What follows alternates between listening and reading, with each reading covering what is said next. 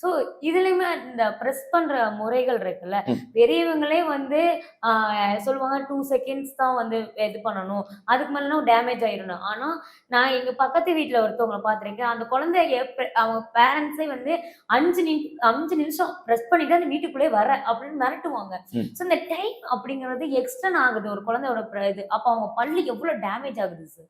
2 minutes of brushing time that will be covering all the parts of the teeth. Most right, left in the front part. So it should be in the circular motion. இப்படிதான் வரட்டு வரட்டுன்னு இழுக்காம மேல கீழே இழுத்தாலே போதும். Okay sir. So ஒரு குழந்தைங்களுக்கு இவ்ளோ brush அப்படிங்கிறதுக்கும் அவங்க பல்ல ஹெல்ப் பண்ணிருக்கும் இருக்கு. சோ இந்த டீனேஜ்ல மட்டும் நான் ஒரு கேள்வி கேட்கிறேன். என்ன அப்படின்னா நெறைய பேர் வந்துட்டு பல்லுக்கு வந்துட்டு இந்த டாக்டரே கன்சல்ட் பண்ணாம கூகுள் பண்ணியோ, யூடியூப் பார்த்தோ நெறைய விஷயங்கள் பண்ற மாரி நான் பார்க்குறேன்.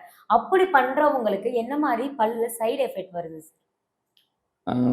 மேம் இது வந்து எனக்கே அதுக்கான பதில் இப்போ வரையும் நானே யோசிச்சுட்டு தான் இருக்கேன். சாட் ஜிபிடி வந்து பார்த்துட்டு இல்லை கூகுள் ஜெமினி பார்த்துட்டு வந்து எங்களுக்கே வந்து இதுதான் எப்படி பண்ணணும் அப்படி பண்ணணும்னு சொல்லும்போது வந்து C they are over educated மாதிரி தெரியுது. பட் ஆனால் இது வந்து சைட் எஃபெக்ட்ஸ் தான் கொடுக்கும். ஓகே, இதை போடலாம் அதை போடலாம்னு சொல்லிட்டு இது வந்து சைட் எஃபெக்ட்ஸ் தான் கொடுக்குமே தவிர பல்ல சரியா கொண்டு போய் சேர்க்காது. இப்ப ஒண்ணும் இல்லை, இப்ப எனக்கு ஒரு உடம்புல ஒரு ப்ராப்ளம் வருது, நான் போய் பல்ல மெடிக்கல்ல மாத்திரை வாங்கி போடுறேன், இது சைட் எஃபெக்ட்ஸ் தான் கொடுக்குமே தவிர நான் கரெக்டான ட்ரீட்மெண்ட் எடுத்தேன்னா கரெக்டான இஷ்யூ குறையும்.